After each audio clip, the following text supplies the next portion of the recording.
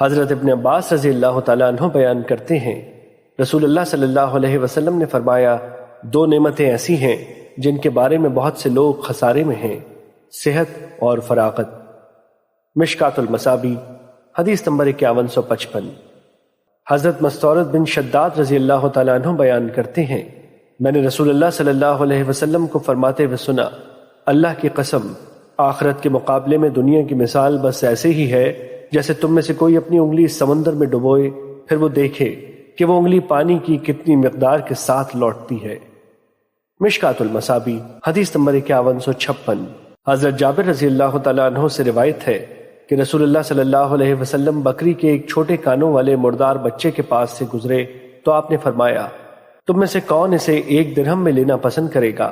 صحابہ نے عرض کیا، ہم تو اسے کسی معمولی چیز کے بدلے میں لینا بھی پسند نہیں کرتے۔